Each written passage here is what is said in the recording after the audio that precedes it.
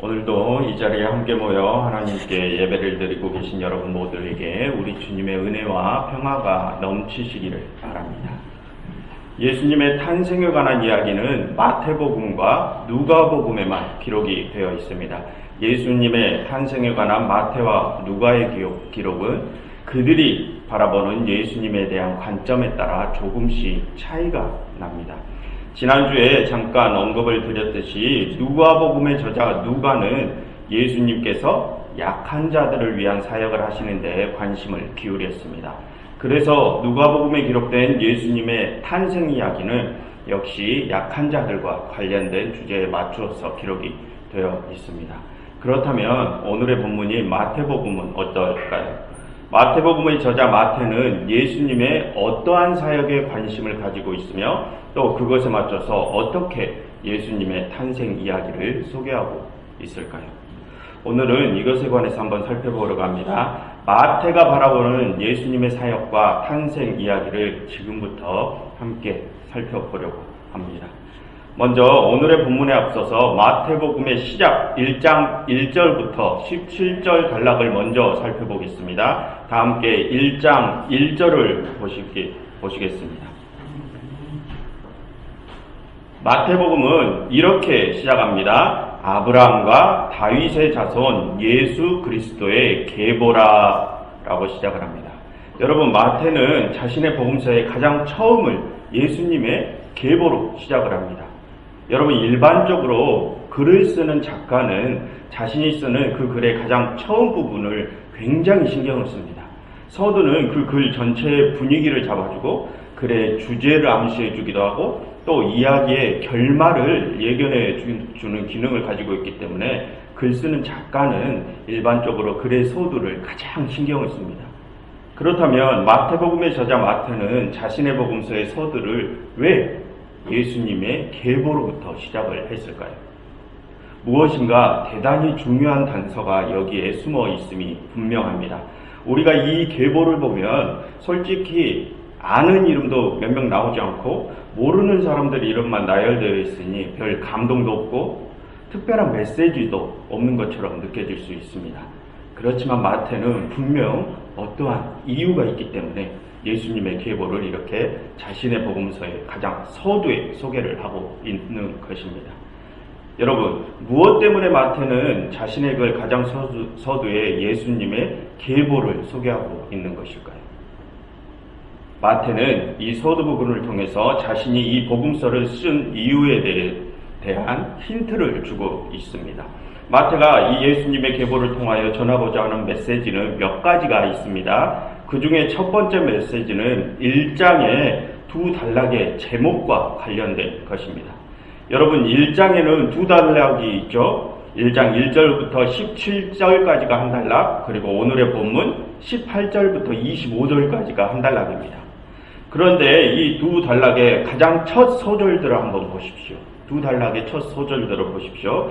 거기를 보시면 이렇게 기록이 되어 있습니다. 먼저 1절을 보십시오. 아브라함과 다윗의 자손 예수 그리스도의 계보라 라고 기록이 되어 있습니다. 그리고 두 번째 단락 18절을 보십시오. 18절. 18절의 처음은 뭐라고 기록이 되어 있습니까? 예수 그리스도의 나심은 이러하니라 라고 기록이 되어 있습니다. 첫 번째 단락은 예수님의 계보를 소개를 하고 두 번째 단락은 예수님의 나심을 소개한다고 합니다. 그런데 여기서 계보와 나심이라고 번역된 단어는 원래 헬라어로 똑같은 한 단어입니다. 그 헬라어 단어는 게네시스라고 하는데 이 게네시스라는 단어는 기원, 시작이라는 뜻을 가지고 있습니다. 이 단어가 똑같은 단어입니다. 그럼 여러분, 첫 번째 단락과 두 번째 단락이 서로 다른 이야기를 하고 있는 것일까요? 아니면 하나로 이어지는 이야기를 하고 있는 것일까요? 이 1장의 내용은 임의적으로 두 개의 단락으로 나누어져 있지만 사실은 이 두 단락은 예수 그리스도의 게네시스라는 똑같은 제목을 가진 하나의 이야기를 하는 것입니다. 그러니 우리가 이 1장을 읽을 때는 통으로 묶어서 하나로 읽어야 한다는 것입니다. 그런데 여러분, 이 1장의 제목 게네시스 어디서 많이 들어보지 않으셨습니까? 이 헬라어를 영어로 발음하면 제네시스가 됩니다. 어디서 많이 들어보지 않으셨습니까? 바로 구약 창세기의 영어식 제목이 제네시스입니다. 그것의 헬라어식 제목이 게네시스이고요. 마태는 이 창세기를 뜻하는 단어를 자신의 복음서 가장 서두에다가 갖다 붙입니다. 여러분 왜 그랬을까요? 마태는 자신의 복음서를 제2의 창세기로 소개하고 싶은 것입니다. 마태는 자신의 복음서를 예수님의 계보와 예수님의 나심 이야기로 시작하면서 이 예수님으로부터 새로운 세상이 시작된다는 것을 알리고자 하는 것입니다. 이것이 마태가 자신의 글을 예수님의 계보로 시작한 첫 번째 이유입니다. 그리고 마태가 예수님의 계보로 이야기를 시작한 두 번째 이유는 구원의 평등과 관련된 것입니다. 여러분 이 계보를 잘 보시면 뭔가 독특한 이름들이 발견됨을 알 수 있습니다. 여러분 마태가 살았을 당시에는 어느 한 가정의 족보를 기록하는 데 있어서 여성의 이름은 거기에 오르지 못했습니다. 그때는 남성 중심의 사회였기 때문에 여성의 이름이 가정의 족보에 오르는 일은 결코 있을 수 없는 일이었습니다. 그런데 지금 이 계보를 보시면 남성이 아니라 여성의 이름이 기록되어 있음을 알 수 있습니다. 그것도 4명이나 되는 여성의 이름이 기록되어 있습니다. 여러분 우리가 3절부터 6절을 함께 같이 읽어보실까요? 3절부터 6절입니다. 유다는 다말에게서 베레스와 세라를 낳고 베레스는 헤스론을 낳고 헤스론은 람을 낳고 람은 아미나답을 낳고 아미나답은 일론을 낳고 나답은 살몬을 낳고 살몬은 나에게서 보아스를 낳고 보아스는 오벳에서 오벳을 낳고 오벳은 이새를 낳고 이새는 다윗 왕을 낳으니라. 다윗은 우리아의 아내에게서 솔로몬을 낳고. 여러분 화면을 보시면 됩니다. 여러분 화면을 보시면 4명의 여인 다말과 라합과 룻과 우리아의 아내가 기록되어 있음을 알 수 있습니다. 여러분 이것은 당시에는 절대로 있을 수 없는 일이었습니다. 그런데 마태가 예수님의 족보에 예수님의 계보에 이 여성들의 이름을 기록했다는 것은 이 예수님께서 새롭게 시작하신 세상은 이전의 세상과는 전혀 다른 세상이라는 것을 보여주고자 하는 것입니다. 그런데 여러분 이 예수님의 계보에 여성들의 이름이 기록된 것보다도 더 특이한 점이 있습니다. 그것은 이 4명 여성이 전부 의문투성인 여성들이라는 것입니다. 여러분 3절을 다시 보십시오. 유다는 다말에게서 베레스와 세라를 낳았다고 합니다. 그런데 여러분 이 다말이라는 여인이 누구인지 아십니까? 원래 이 다말은 유다의 며느리였습니다. 창세기 38장에는 이 유다와 다말 이야기가 기록되어 있는데 거기에는 이 유다와 다말이 온전치 못한 창기짓으로 베레스와 세라를 낳은 이야기가 기록되어 있습니다. 이 유다와 다말은 절대로 이어져서는 안 되었을 관계를 맺었습니다. 그것도 창기짓으로 그 관계를 맺었습니다. 다말은 그런 크나큰 잘못을 한 여인이었습니다. 그리고 다시 마태복음으로 돌아와 보면 여러분 이번에 1장 5절을 보십시오. 여기에는 라합이 소개되어 있어. 여러분 라합이 누구입니까? 화면을 보십시오. 여호수아 2장 1절을 보시면 이 라합은 가나안의 기생 출신이었습니다. 가나안이라는 이방 출신인데다가 직업이 기생인 여인이 라합입니다. 그리고 마태복음 1장 5절을 보시면 그 라합이 보아스를 낳았는데 그 아들 보아스는 또 누구와 결혼을 합니까? 룻과 결혼을 합니다. 여러분 다시 화면을 보시면 이 룻은 또 모압이라는 이방 출신임을 알 수 있습니다. 그리고 마지막으로 다시 마태복음 1장 6절을 보시면 솔로몬의 어머니가 소개되어 있는데 솔로몬의 어머니는 또 누구입니까? 다윗과 간통을 한 우리아의 아내 밧세바였습니다. 이 밧세바 역시 헷 족속 출신으로 이방인이었습니다. 이렇듯이 이 예수님의 계보에 소개된 4명의 여인들은 유대인 전통으로 보자면 그 모두가 다 이방인들입니다.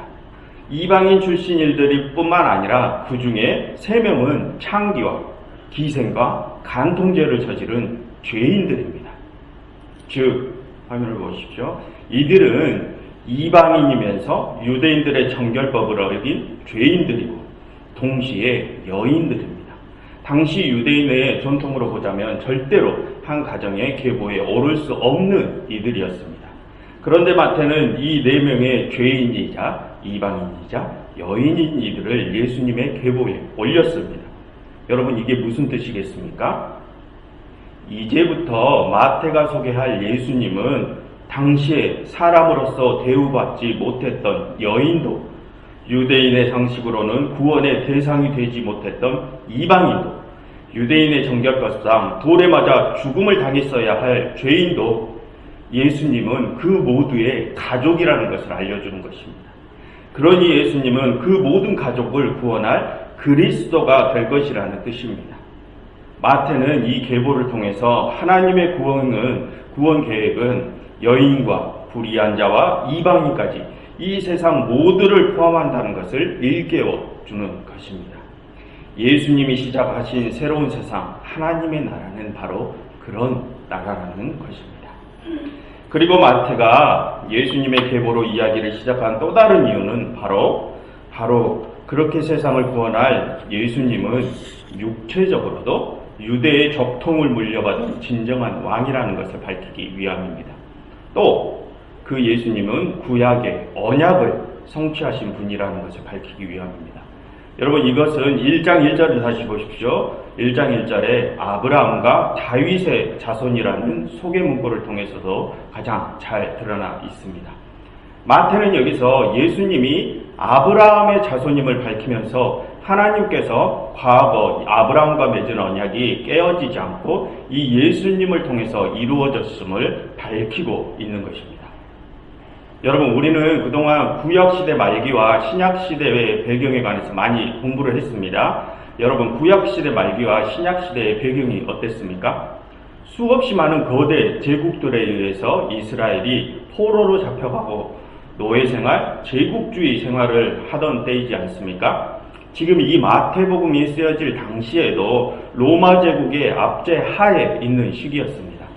여러분, 17절을 한번 보십시오. 17절을 보시면 마태가 바벨론을 언급을 합니다. 마태가 바벨론을 언급한 것도 다 그 이유 때문입니다. 그럼 그런 식민지 상황에 있던 유대인들은 어떤 생각을 할 수 있겠습니까? 과거 하나님께서 자신들의 조상 아브라함과 맺으셨던 언약은 다 거짓된 것인가?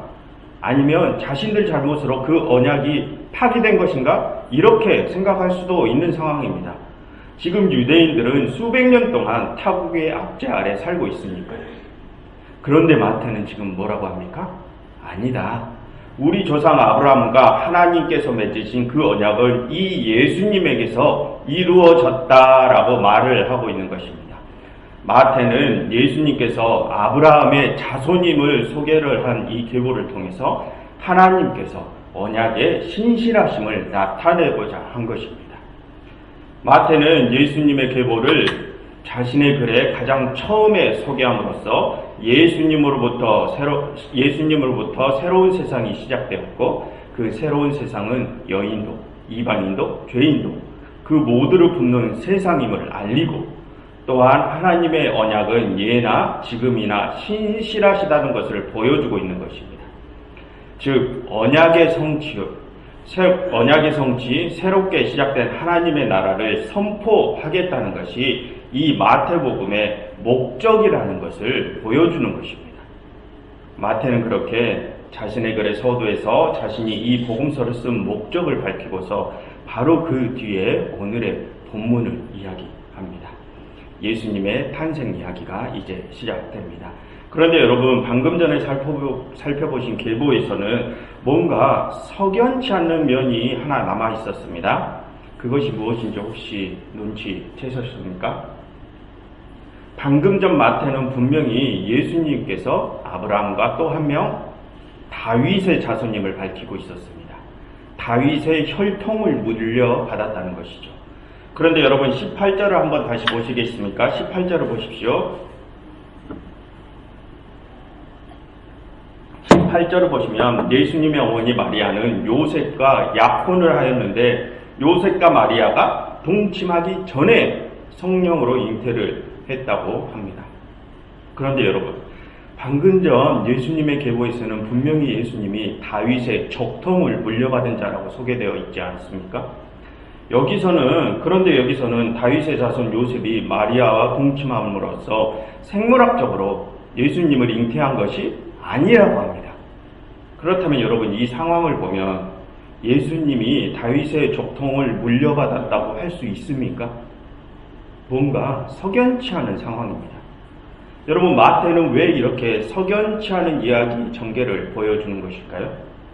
그냥 마가복음이나 요한복음처럼 예수님의 계보는 그냥 쏙 빼버리고 바로 예수님께서 성령으로 잉태하셨다라고 이렇게 이야기를 그냥 바로 시작했으면 이런 석연치 않은 상황은 만들지 않았을 텐데 왜 굳이 계보를 집어넣어서 이런 복잡한 상황을 만들었을까요?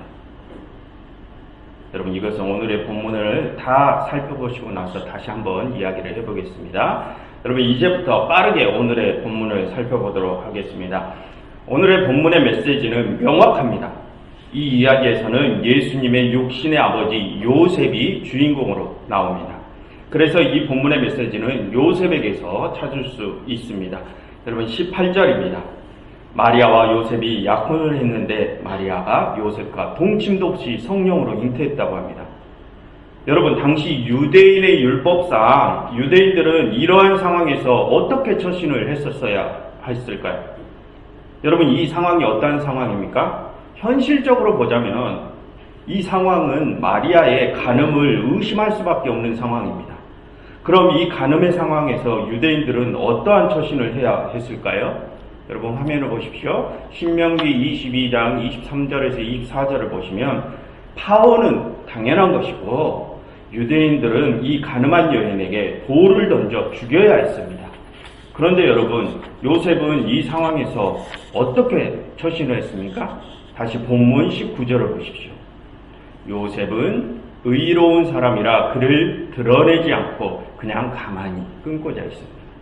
사람들 앞에 마리아의 간음을 드러내지 않고 그냥 조용히 뒤에서 파혼을 하려고 했다는 것입니다. 지금 마리아의 잉태는 현실적으로 의로운 요셉이 바라보기에도 수용할 수 없는 상황입니다. 그래서 파혼은 어쩔 수 없는 상황입니다.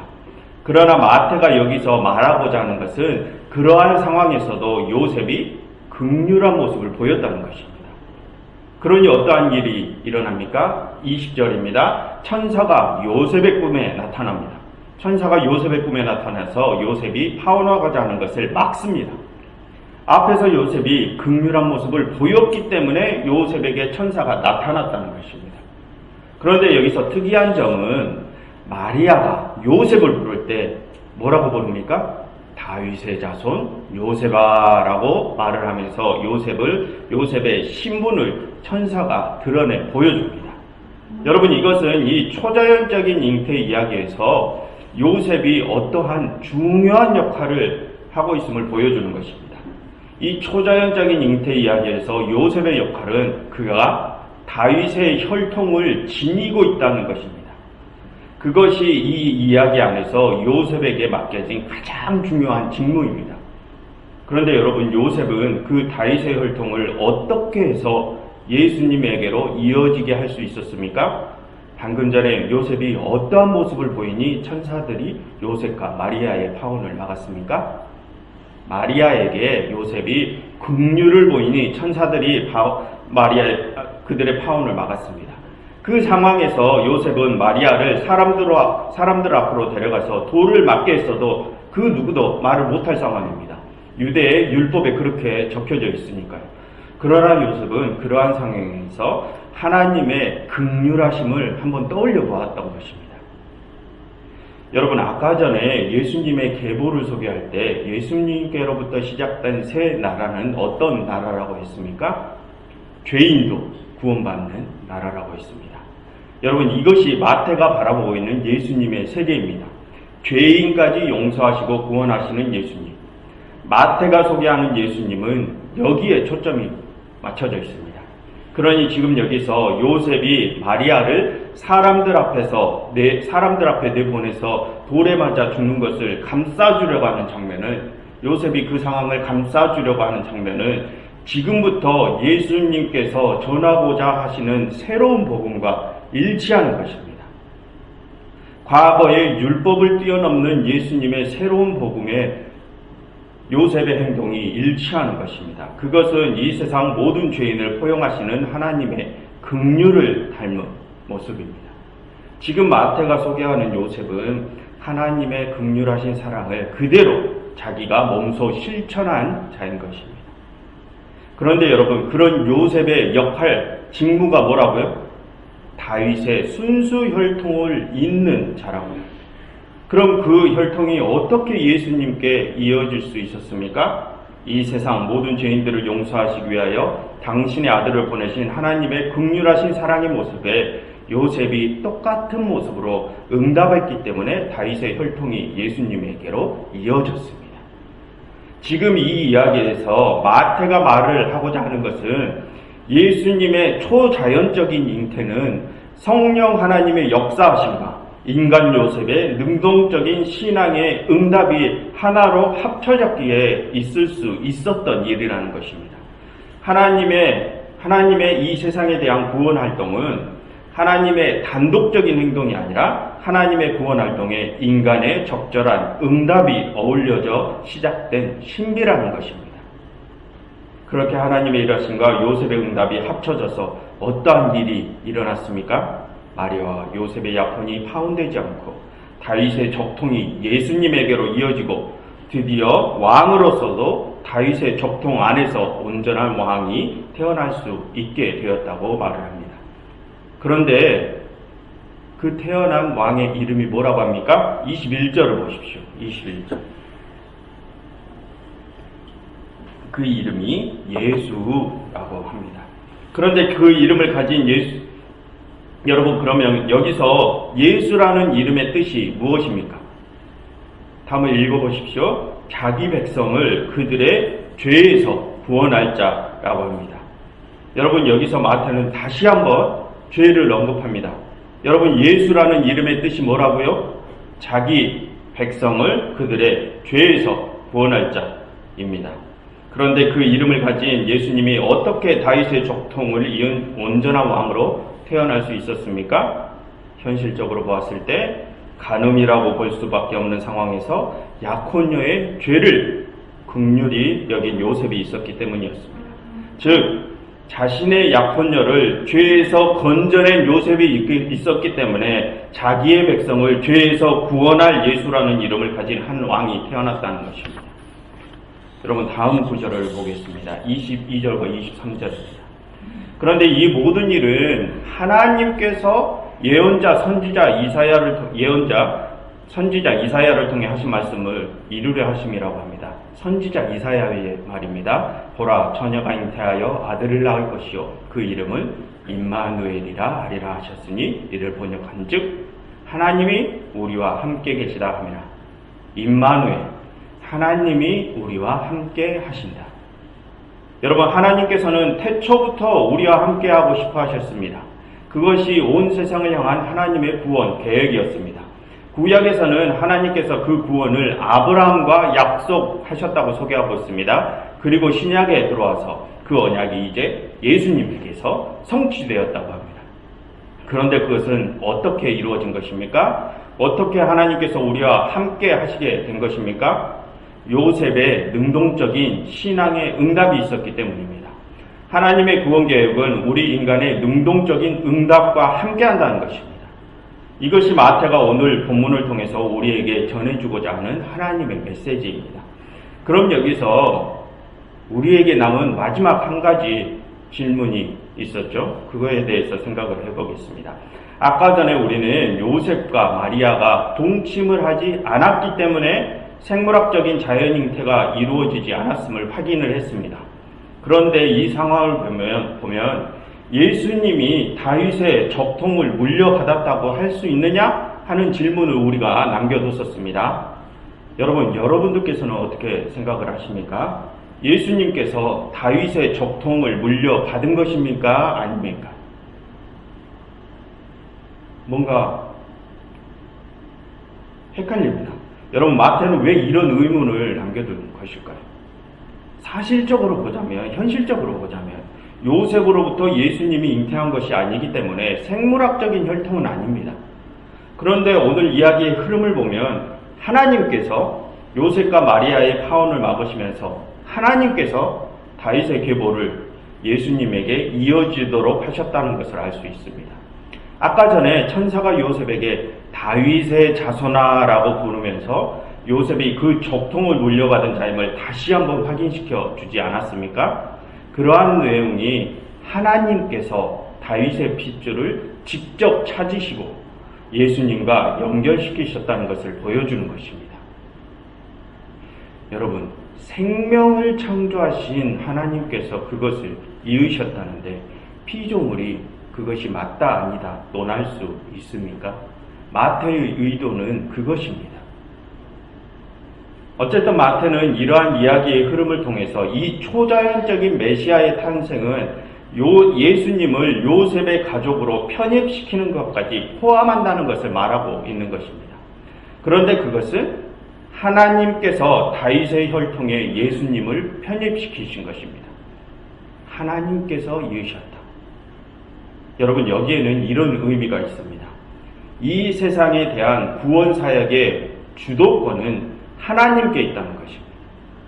그것은 이스라엘이 원래부터 대단한 민족이고 그 민족이 특별한 민족이라서가 아니라 하나님께서 이스라엘을 택하셨기 때문에 이스라엘의 피에서 메시아가 나왔다는 것입니다. 여러분, 이것은 또 아까 전에 1장 1절부터 17절까지 예수님의 계보가 말하고자 하는 메시지와 또 연결이 됩니다. 아까 전에 예수님의 계보에는 어떤 메시지가 있었습니까? 다말, 라합, 룻, 밧세바가 예수님의 계보에 들어간 것은 이제부터 시작되는 새로운 세상에는 죄인과 이방인까지 이 세상 모두를 받아들이는 세상이라는 메시지가 있었습니다. 그럼 이 이방인들은 어떻게 하나님의 백성으로 받아들여졌습니까? 그들이 잘나서입니까? 그들이 잘나서가 아니라 하나님께서 그들을 원하셨기 때문입니다. 하나님께서 그들을 원하셨기 때문에 그들이 하나님의 백성으로 받아들여진 것입니다. 그렇다면 이스라엘은 어떻다고요? 오늘의 본문에서 이스라엘이 잘나서 하나님의 백성이 되었고 하나님의 구원의 대상이 되었다고 합니까? 그것이 아니라고 말하는 것입니다. 하나님께서 이스라엘의 피와 메시아를 이으셨다는 것입니다. 즉 이방이건 이스라엘이건 그 모두가 하나님에 의해서 구원을 받는다는 것입니다.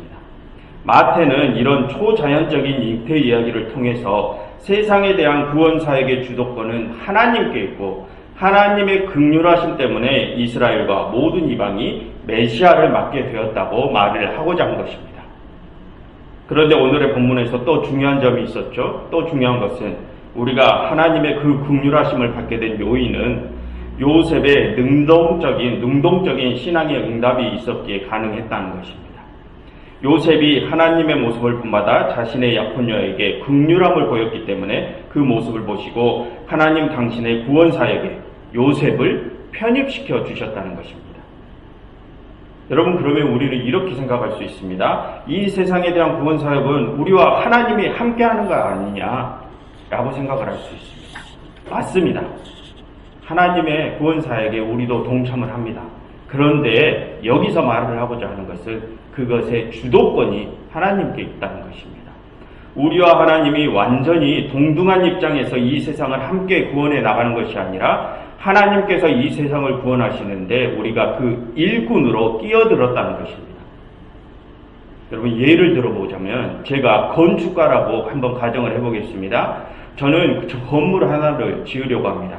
그럼 인부들이 필요하지 않겠습니까? 제가 이 건축을 주도하는 건축가이지만 실제 건축을 하려면 인부가 필요합니다. 일꾼이 꼭 필요합니다.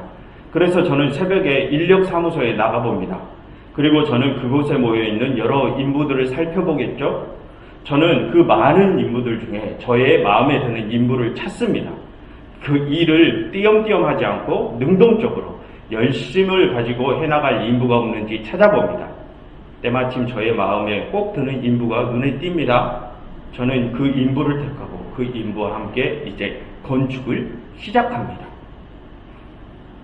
즉 건축을 주도하는 것은 건축가입니다. 하지만 그 건축에는 일꾼이 반드시 필요합니다. 그런데 그 일꾼은 건축가의 눈에 들어야 택함을 받습니다.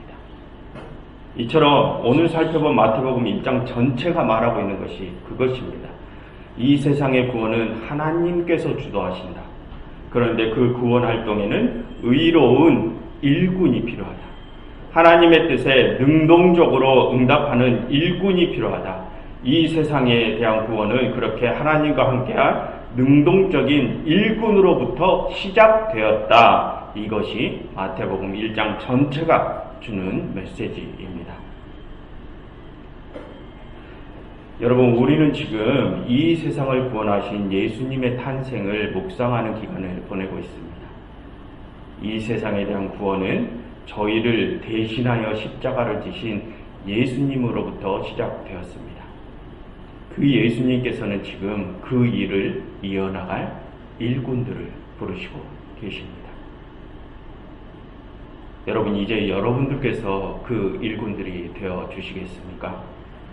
하나님의 긍휼하심을 본받아 여러분들의 이웃에게 긍휼함을 보여줄 수 있는 주님의 일꾼들이 여러분들이 되어 주시겠습니까? 이 세상의 구원은 일꾼이 없이는 이루어지지 않습니다. 하나님께만 모든 것을 다 맡겨버리고 우리는 자리에 앉아서 그저 기도와 찬양만 하면 되는 것이 아니라 우리의 능동적인 신앙의 응답이 있어야 하나님께서 우리와 함께 이 세상을 구원해 나가십니다. 함께 예배를 드리고 계신 모든 교우 여러분, 이제 여러분들께서 그 일꾼들이 되어 주십시오. 우리가 하나님의 형상대로 지음을 받았으니 하나님의 모습처럼 여러분들의 이웃에게 사랑과 긍휼을 보여주십시오. 하나님의 온전한 사랑이 여러분들을 통해서 이 세상 구석구석으로 번져나가게 해주십시오. 그러함으로 하나님께서 우리를 이 땅에 창조하신 그 목적에 부합하는 삶을 살아가시는 진짜 성도들이 되시기를 바랍니다. 기도하겠습니다. 하나님, 이제 저희가 하나님의 참된 일꾼의 모습을 갖추려고 합니다. 하나님의 뜻에 능동적으로 응답하는 일꾼들이 되려 합니다. 하나님, 저희의 이 마음이 끝까지 흔들리지 않게 하시고 하나님의 구원사역의 협력자로서 그에 합당한 능력과 인내를 허락하시옵소서. 저희의 주님이신 그리스도 예수께서 죽는 날까지 하나님의 뜻에 순종하셨듯이 저희 역시 저희의 목숨이 다하는 날까지 하나님의 뜻에 순복하는 자들이 되게 하시옵고, 그 길이 험한 골짜기라도 저희가 가는 걸음마다 하나님께서 힘과 위로를 주심을 잊지 않고 그 마지막까지 저희에게 맡겨진 모든 사명을 다 완수할 수 있게 하옵소서. 예수 그리스도의 이름으로 기도드렸습니다.